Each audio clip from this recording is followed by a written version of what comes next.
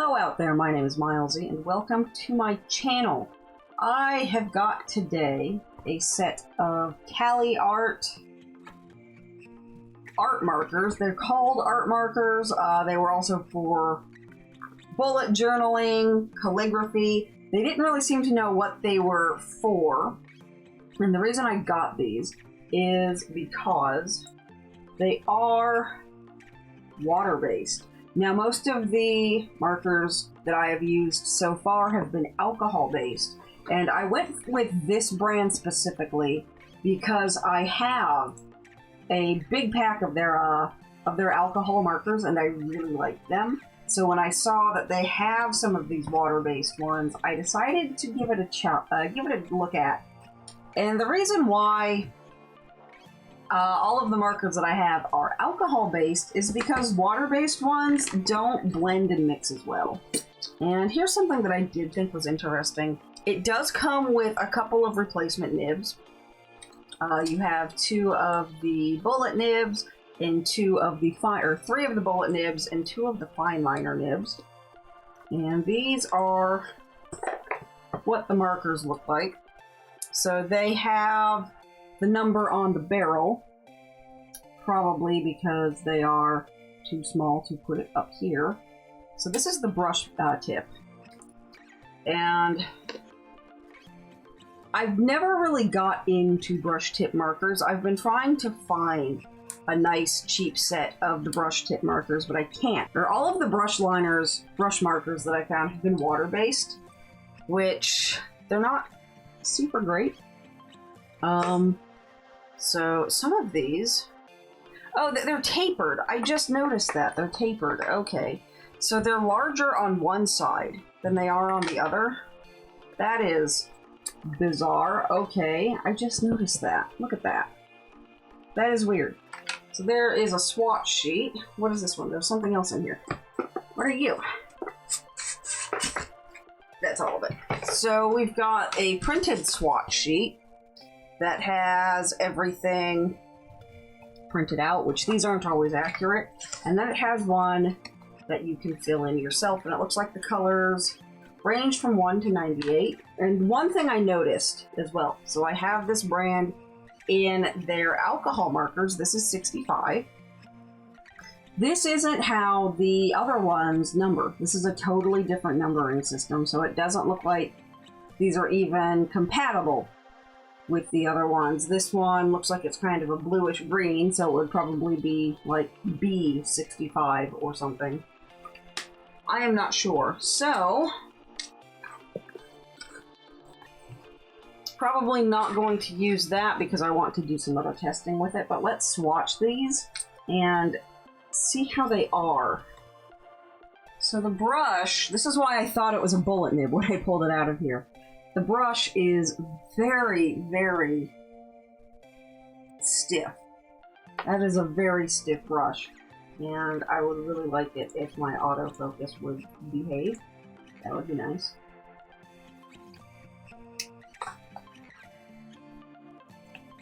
And that is super fine line on the fine tip one.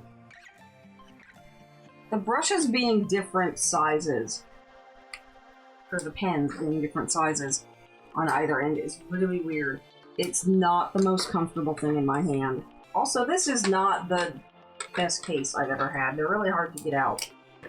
So the brush tips being really hard, it kind of makes them difficult to use as a brush tip. It just makes it seem like it's a really soft bullet tip, I think is probably the best way to describe these. I think what I would prefer, though, ultimately, is a brush and a bullet nib. So I don't like the chisel nibs, and I have very little use for fine liners, usually. Hang on, I just noticed something weird. 144 colors, but 72 markers. Huh?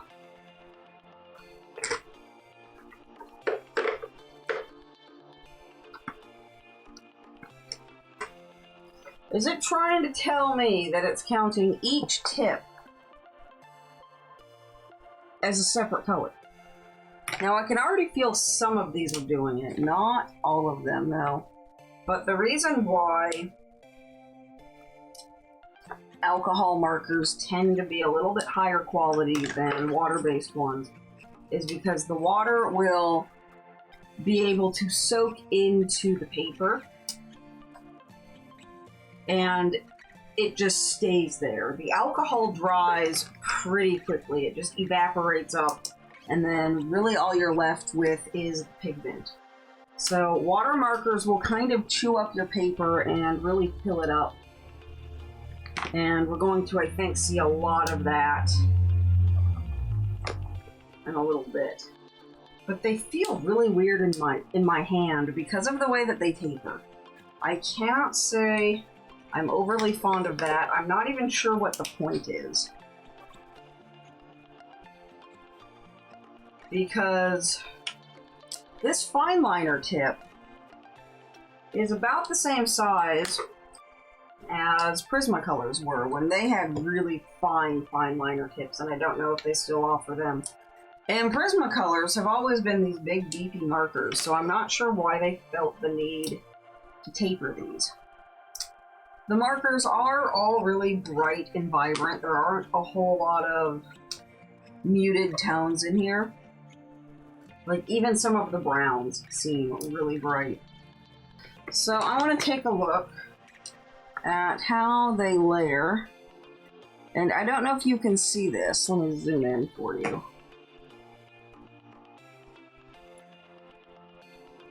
So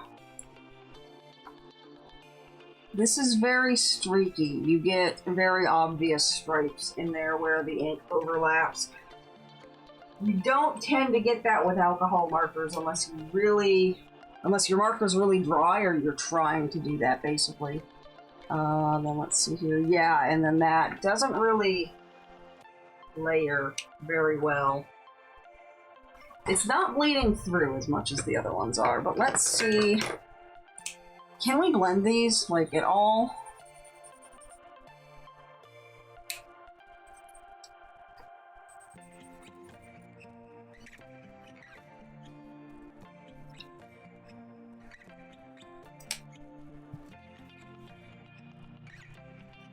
And I don't know if you can see that.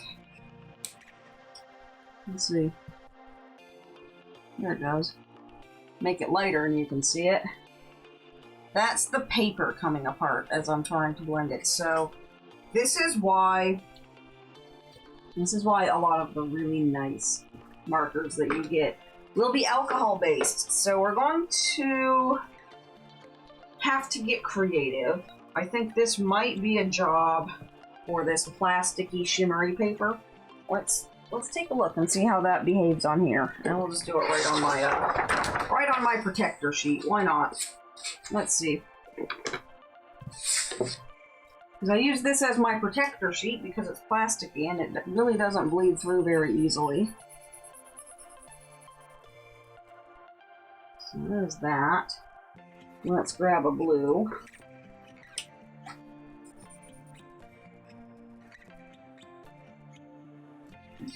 They do seem to blend a little bit better on this stuff.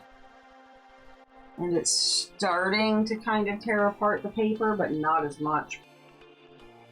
So let's see. Ooh. Ew. Ew. Ew. Okay. Let's see about how I'm used to using them.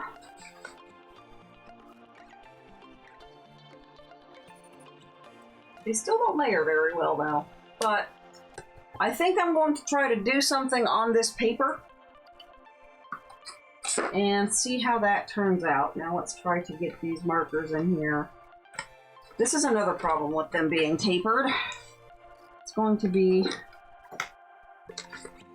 kind of a pill, I think, to get them in here. Might have to do a bunch of them this way now because they're all tapered.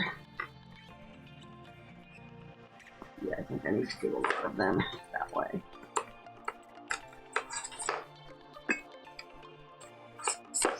Can't say I like what this is doing.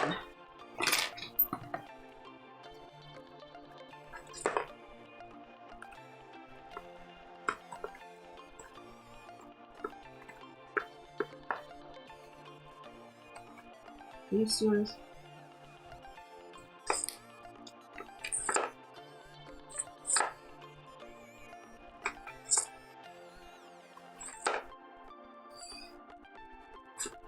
That is annoying. Okay. Let's try to make something. So this is another character that I've had for a long time. This is Jira. She is a giraffe, and I've been drawing her probably since about college. But lately I have been trying to import her into Little Beirut, which means that I wanted to update her design and kind of fix some aspects, because I want everything to kind of have a cohesive look and structure to it that suits the world building. So she needed to undergo some changes, particularly around the neck and the face area, because I don't really want a long comical neck. It doesn't really work for the atmosphere and the environment that I'm trying to build, and as a design element, it's just kind of weird and doesn't work very well for what I wanted.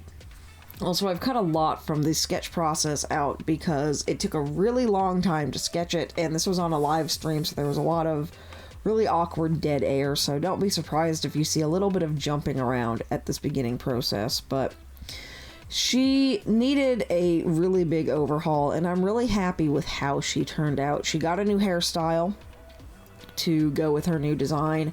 She has a significantly shortened neck, and her face is a lot more, I think, accurate to how it should be, because when I first started with this character many years ago, everything was a lot more cartoony and a lot less worried about being totally accurate. A lot of my characters had some pretty bad same face syndrome, which is not great when you're something as unique as a giraffe. So I really wanted to make sure that her face was very unique, very giraffe-like, and that she looked like a giraffe without having a big comical neck like one. So that was something that I really enjoyed getting across with her. She also got a brand new hairstyle.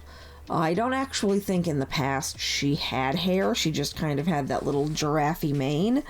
But I wanted to go for more of a natural black hairstyle. I thought it suited the character really well, and it's not something you see very often, so I thought that would stand out and just make her a little bit more unique as well. So she has these tight braids on the side, and then almost this like curly purple mohawk thing on top. I had a lot of fun drawing it. It was a lot of fun trying to figure out how it would work, because hair on characters like these is really hard to do anyway, and it's hard to make it look nice, because often it just doesn't seem like it fits, and it doesn't seem like it really belongs there. But for these markers themselves, even on the paper, it wasn't very nice to use. I was kind of trying a different coloring style that I thought might suit the markers a little bit better, which might have been a mistake with a brand new character that has a whole new design. But this is pretty much what we wound up with. But the markers are really streaky, even on this paper, which I chose specifically because it is really plasticky and has this weird kind of cover on it. So it still wasn't really working. I think you can even see where the light's really hitting the paper, how parts of it are pilling up and just not doing very well with it. Another problem that I had with this set is how saturated everything is. Everything in this set is really saturated. There's no really light desaturated tones. So her face, which should have been like this really nice, light, creamy white, I wasn't able to get that with one of my other sets. I would have used like a really light warm gray for her face, but this set only has like 3 or 4 shades of gray, and they're all fairly dark. So I had to be really kind of not as picky as I would have liked to be, I guess is a good way of putting that with her color. Just trying to get it down. So I think she is going to, at some point soon, get a proper portrait that doesn't use these weird icky markers. They're not great. And I can't even remember if I tried to shade this or not. I might have just given up. But I was not super happy. I would have liked to have had her spots be a little bit more detailed and have a little bit more feather to them. I guess I did shade it, but it just was too hard to get across. And I don't know. For water-based markers, I guess they're all right. That's the best you can really say about them. They're good for little kids, but if you're trying to do any kind of serious art, water-based markers being called art markers is a really bad example of mislabeling something. So even though the alcohol markers, even with the cheaper brands, the alcohol markers are more expensive, they're easier to use, they're better to use, and you just get better results. So I can't really say I recommend these. I might do some experimenting and see if I can use them as watercolor. We'll see. I don't know. We'll see how it goes. But this is Jira. She'll get a better portrait later on, I promise. But for now, this is kind of, I guess, a little sneak peek at one of the other characters. But unfortunately, yeah, the markers aren't great. The paper is awesome. I was glad to finally get a chance to use the paper, but as always, I will put affiliate links down below to everything that I've used in this video. Those affiliate links, they don't cost you anything to use them, but they do kick back a little bit to me, so they do help me out if you use the affiliate links down there. But I don't really know what good things I can say about these markers. I really like their alcohol markers. Caliart has a really nice set of alcohol markers, so it was disappointing that these ones were so not good. The taper on it was really weird. They're just not comfortable to hold. They don't work very well. But I mean, I guess we got to try them. The colors, if you like bright, vibrant colors, I'm just not really sure what you could use these for that would get good results. But if you're looking for markers, I guess, to give your young child to keep them busy, water-based markers are fine for those. They wash out. They tend to wash out pretty easily, so that's always a plus, and that's usually why you get water-based markers, because they don't stain as easily. But this was an adventure, I guess. I don't know. Not the best it could have been, but thank you so much for watching. Thank you for liking, commenting, subscribing, all that fun stuff, and I will see you next time. Bye!